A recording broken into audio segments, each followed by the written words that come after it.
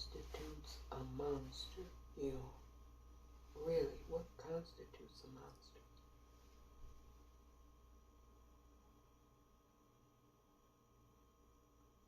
Most people judge things based off of appearances, looks, right? But you learn early on, don't judge a book by its cover.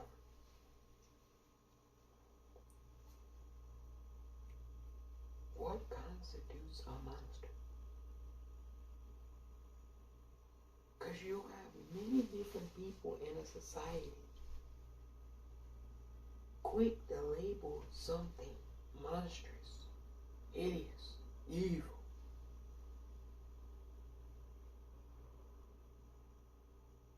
But it's not always based off of actions. Meaning this is based off of people's opinions. And their opinions don't have to necessarily be based in reality.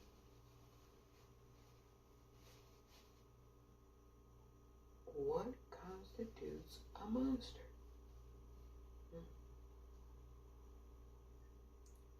See what you think about this. The Flim-Flam Man. Do you all know who the Flim-Flam Man is? No, I'm not talking about the Muffin Man. I'm talking about the Flim-Flam Man. If you don't know who the Flim-Flam Man is, allow me to reintroduce to you the Flim-Flam Man. Former NFL Hall of Fame quarterback Brett Favre. He's the Flim-Flam Man. Now, at the onset, we were told that Brett Favre had misappropriated illegally collected money for speaking engagements which he didn't attend. We now know the problem is far wider and deeper than him being offered payments for speeches to benefit TANF recipients. And these are the neediest families in the state of Mississippi. I want you to understand that. This is for them to be able to afford basic food, diapers. Yeah. So now we've learned, you all, according to Sports Illustrated, that the Flim-Flam Man, Brett Favre, the figure wasn't 2.1 million, not even close. Apparently he thieved 8.3 million. Yeah, not even close to 2. That's 3 times larger than the size originally reported to us. Yeah, $8.3 million he thieved. Apparently there was this pharmaceutical company that he was financially backing that took a large share of his money.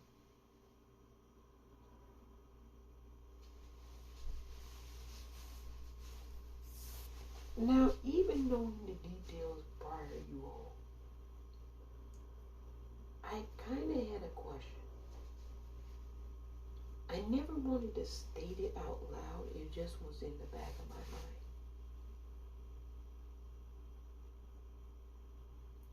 I was like, how is this individual not being charged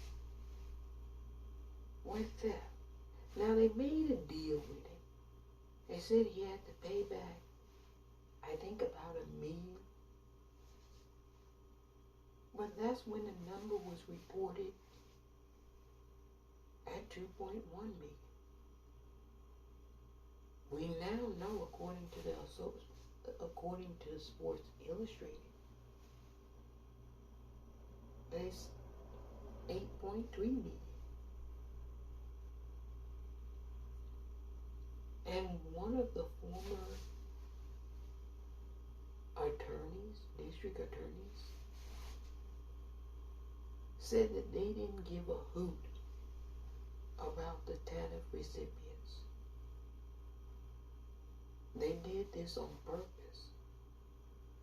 They knew where the money was supposed to go and who it was supposed to go to. And they stole it on purpose. Now that's important, you all.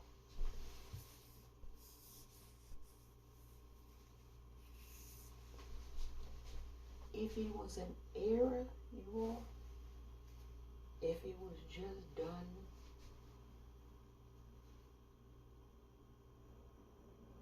out of neglect, that's one thing. But this was willful malice. Think about that. This money is going to, in large part, single mothers to just be able to afford and buy formula and food that they need to live.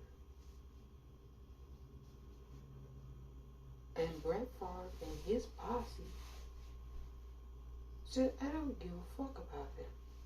They can starve. I'm taking this money to the tune of 8.3 million.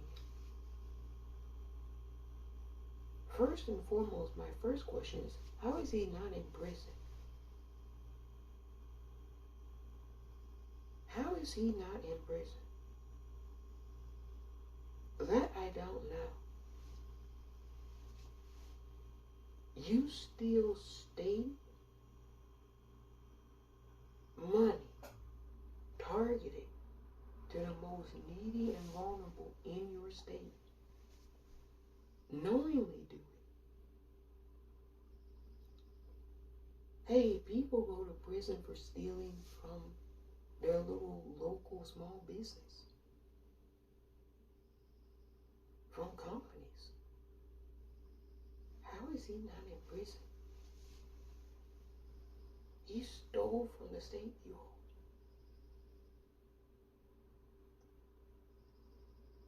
So that's my first question. How is Brett Favre not in prison?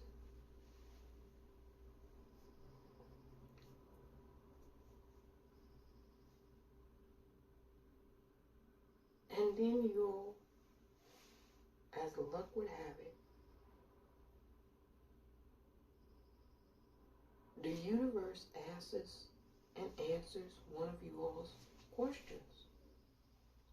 You know, a lot of people are wondering and saying that why didn't the system do more for Jordan Neely, who was placed in a chokehold for 15 minutes on a subway train? Why didn't the system help? New York City failed it.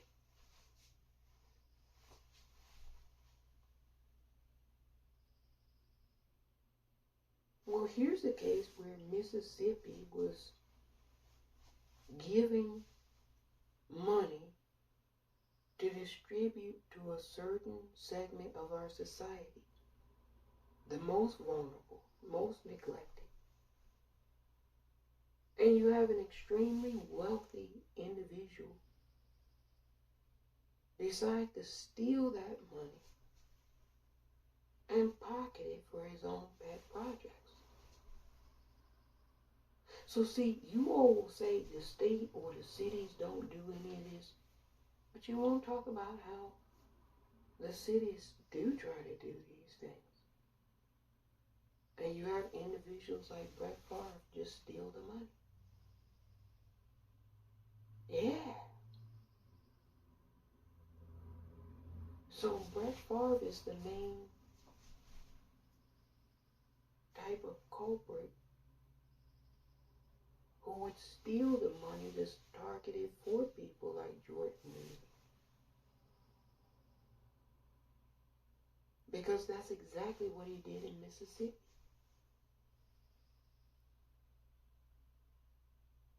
Kudos to the Mississippi Today for breaking this story and winning a Pulitzer Prize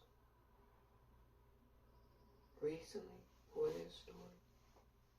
For Sports Illustrated to continue investigating and find out there's way more money, millions of dollars more, that was stolen.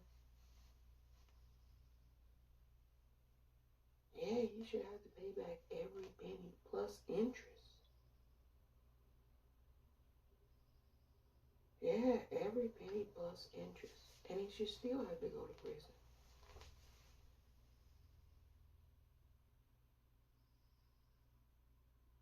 That's got to be wire fraud.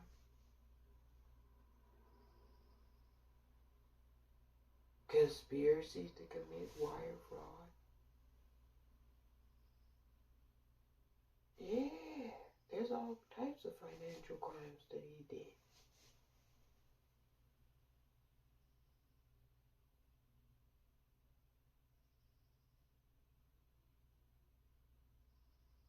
Is that not a monster? Someone who knows people need that money to eat.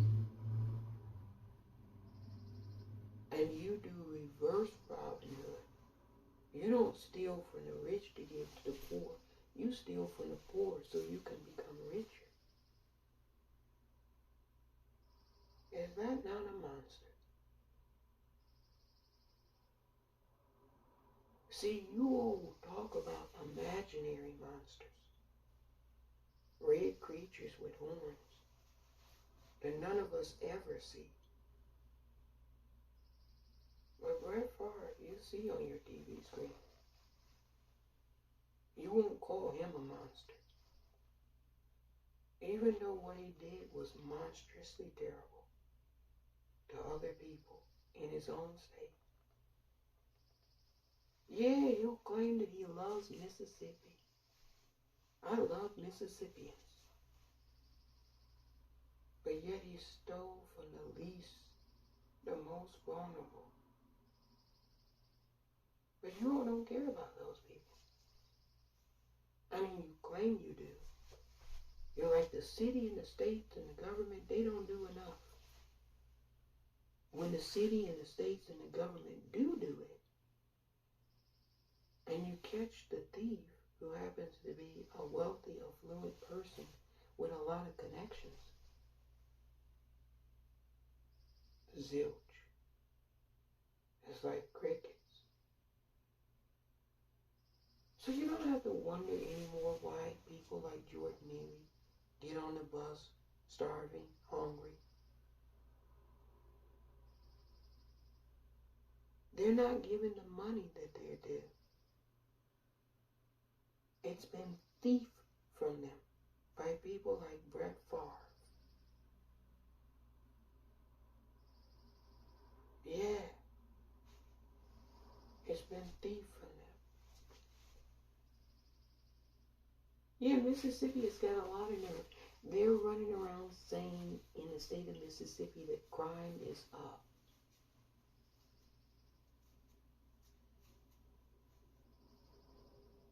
Well, if you've been a victim of crime and you victimize someone else, it doesn't make it right. But all of those people, I guarantee you, Jackson, Mississippi, where that money was targeted for them to provide for their families. They're victims of a crime. But you all won't see or share it or speak of it that way. You'll only talk about when the poor commit crime, not when the rich commit crimes. They're not held accountable. Hey, look, if somebody in Jackson tonight runs into the gas station and steals a lot of money, some food, the general public will come down on that person like a brick hammer. How dare they? You're a lowlife, you're a bum, you're a criminal. However, Brett Favre can steal $8.3 million. And you'll have huge people on this internet cheer him on. Yeah, Brett Favre is a conservative voice that we need. You come up with whatever justification. Same thing, stealing. It's hugely problematic when poor people steal. You know, when Black Lives Matter protesters were looting, Fox News, oh my goodness. Now ask yourself, did they loot $8.3 million worth of property? That's what Brett Favre did.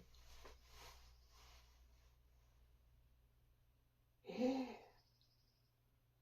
See, it depends on how you view people, really. It really boils down to empathy. That's what they don't want to tell you. Brett Favre lacks empathy. He doesn't have any. Not a shred. Not a shred of empathy. He'll say all the fancy words. But you know if their lips are moving, they're lying. Because you don't judge people by what they say. You judge them based off of what they do. Their actions. He stole $8.3 million from 4 babies and mothers who needed that money for food. Yeah. Now,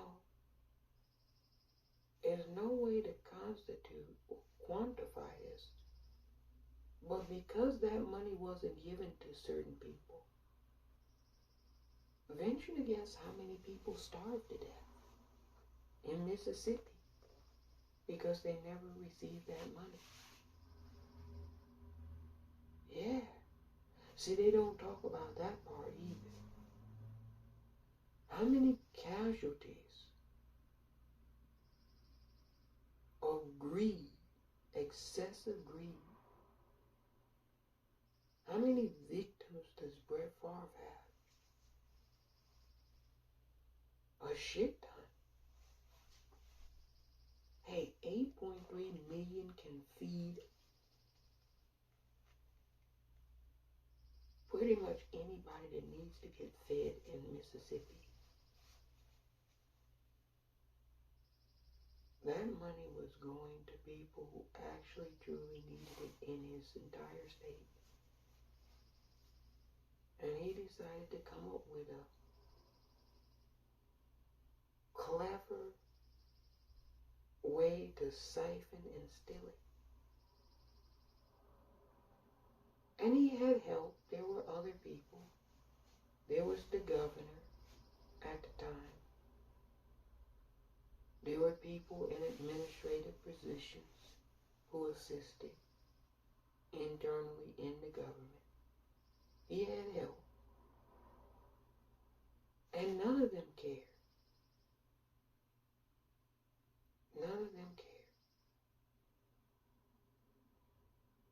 tell you about monsters in New York City, monsters in Seattle, monsters in Chicago. But they won't talk about themselves being monsters. Yeah, humans can be monsters too. Humans can definitely be monsters. They seldom want to talk about that. You know how it is. They point the finger at everything else, never themselves. Yeah, the Flim-Flam Man, 8.3 million. Don't ask about how Jordan Neely is hungry and why the city and the system failed him. You know, because of folks like Brett Favre. And I guarantee you, Brett Favre is not the only person doing that. States, municipalities, cities, you name it. There's a lot of wealthy and affluent people who steal from the poor. Yeah. He's not the first and he won't be the last. But he's a very prominent person in our society who we've uncovered is a thief, lacks any empathy for the impoverished and the poor. And it's happening in Mississippi, the Bible Belt, where they say they're Christians.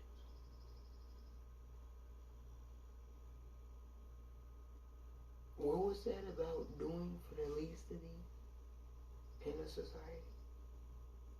Oh, they might not even talk about that in the church anymore. They just talk about some new entity. Have you all heard about this QAnon? I don't know. I wonder, was QAnon around during Jesus and Peter and Paul and Matthew and all of those folks? Yeah, they don't even talk about doing for the least of these anymore. They're busy talking about other things in the church. Hence why I heard that the attendance has really been sparse. That's what I heard. Nobody goes. And it's not just the church, it's the mosque, it's the synagogue. Nobody wants to fuck with that shit anymore. People see how fake and phony other people have really been this whole time. It's accountability season. And people don't want to be held accountable for their actions. So the primary way you avoid being held accountable for your actions is to deflect blame from yourself onto someone else, onto a magical entity. Works every time like a charm. Except for this time. It's really not working out too well for you all. I mean, it's not just my observations. It's bearing out in the data. It's not working out too well for you all.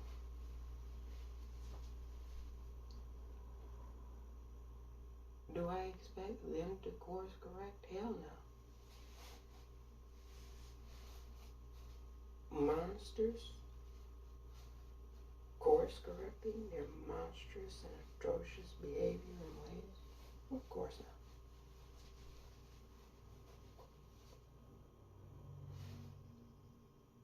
No, they still expect that they can fool everyone. The Flim-Flam Man still thinks he can be a Flim-Flam Man. And he's finding that very hard to do in society nowadays. Yeah, so hopefully Brett Favre is charged like anyone else would be for this. I hope his celebrity, his status in our society doesn't outweigh the criminality of what he did.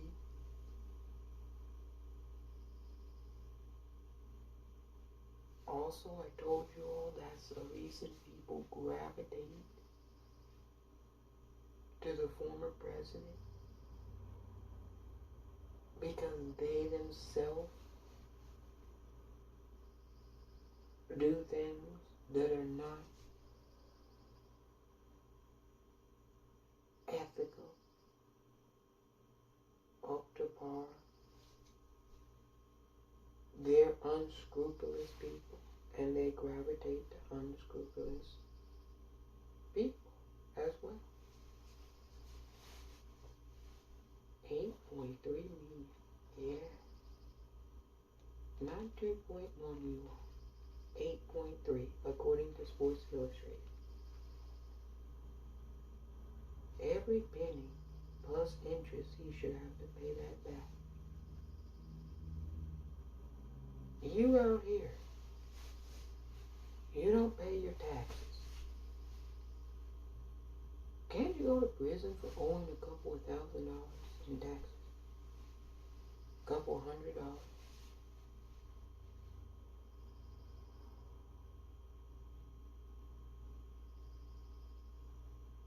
You didn't steal anything. You just owe.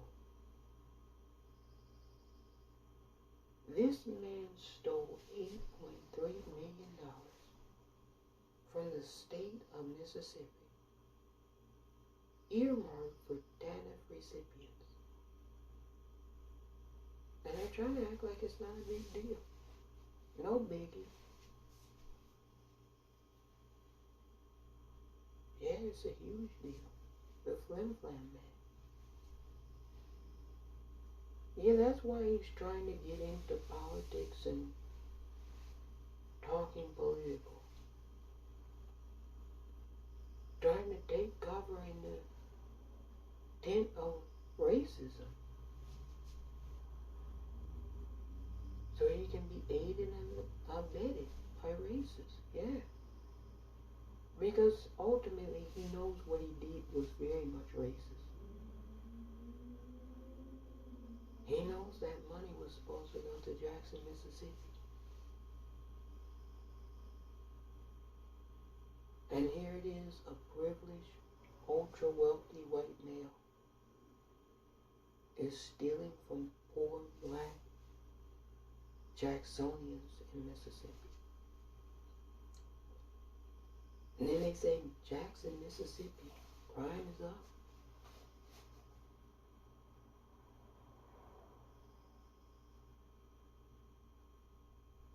People say out in the streets, no justice, no peace.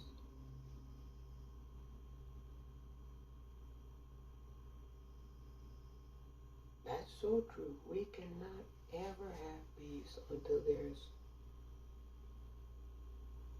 justice for all. You know, like they say, but they don't abide by.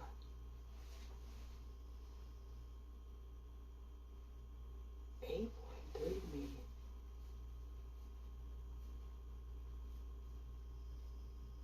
Yeah. What is the crime now in Jackson, Mississippi? They say the homicide rate is up. Okay. Homicide rate is up in Colorado Springs too. I would imagine it's a lot of robberies.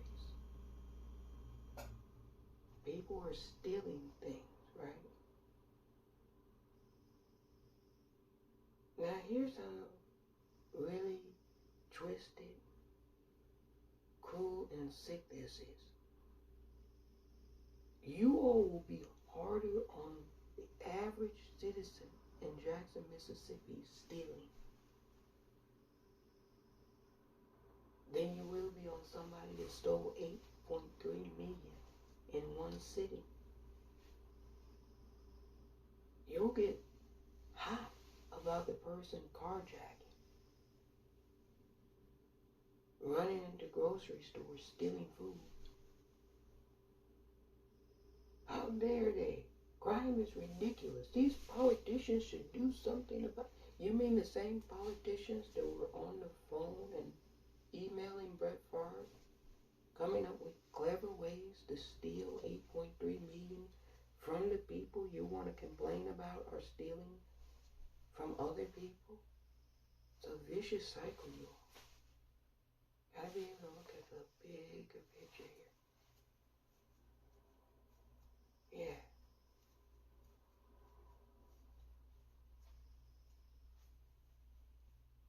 See, they don't want to do what's necessary. What's necessary is really to clean up really atrocious practices. People want to dibble and dabble around the edges.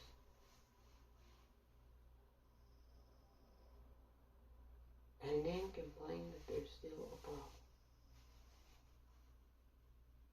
Yeah. Jacksonians have every right to be robbers. I never thought I would say that, but it's true. They have every right to rob, steal, pillage, and plunder. It was done to them. You all didn't say a damn thing.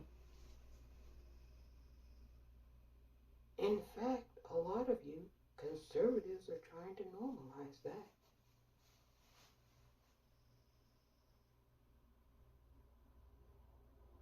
But now you need more law enforcement. You need special courts. Crime is through the roof. You all don't care about crime. Stop it. That's all bullshit. You let certain criminals walk, and you always have. You're not tough on crime. You hate impoverished people, so you come up with justifications to criminalize poverty. That's all. Tough on crime would be arresting Brett Favre. That'd be law and order. Well, we're not going to see that. There is no law and there is no order. The Flim-Flam Man. Have you all heard about the Flim-Flam Man? Have you seen the Flim-Flam Man? $8.3 million